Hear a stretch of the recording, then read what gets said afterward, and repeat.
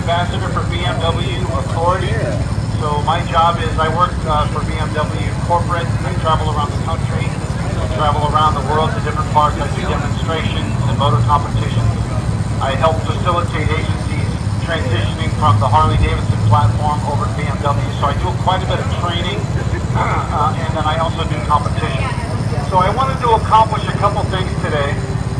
In addition to a suntan, I wanted to walk you, the civilian population that's here, just kind of walk you through a couple fundamental things that are different about the way police ride police-style motorcycles versus civilian, and how that translates. So I'm going to show you just a couple things. There's three primary areas, and we're going to walk through those quickly.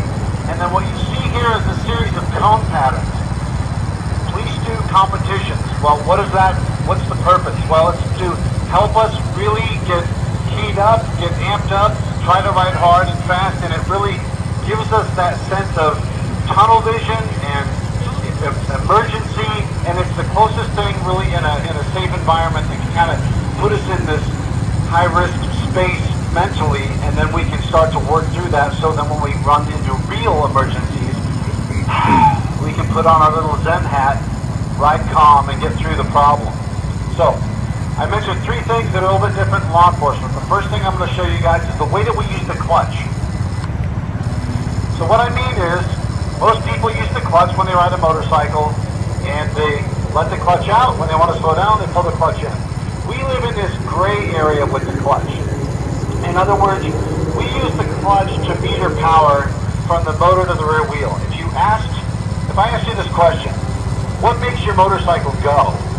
Is it the throttle or is it the clutch? You'd say, well, that's kind of a stupid question. It's the throttle. No, not the way that we think about a police bike. We think about the throttle as kind of a set it and forget it, and the gatekeeper of power from the motor to the rear wheel is this clutch. And we modulate this power using the clutch. Why do we do that? Well, it's because we have these big, heavy motorcycles, and we want to go really slow and get them in tight environments. In some cases, this bike at idle will go too fast for some of these tight patterns. So I have to slip the clutch.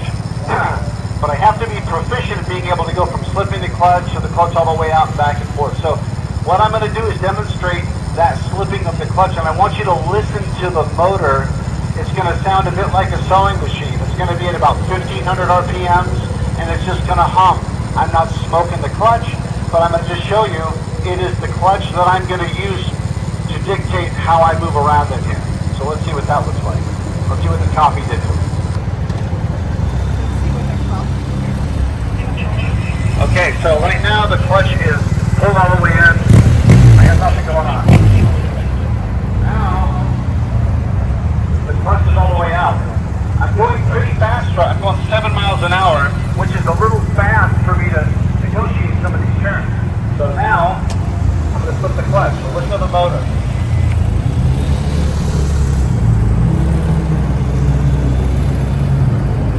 Nice, smooth hum.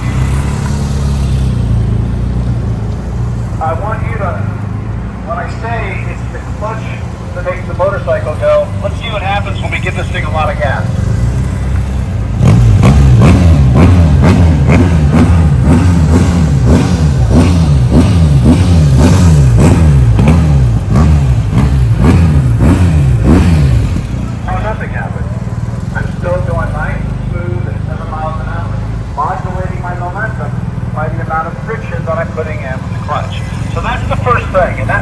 What helps me navigate these tight patterns.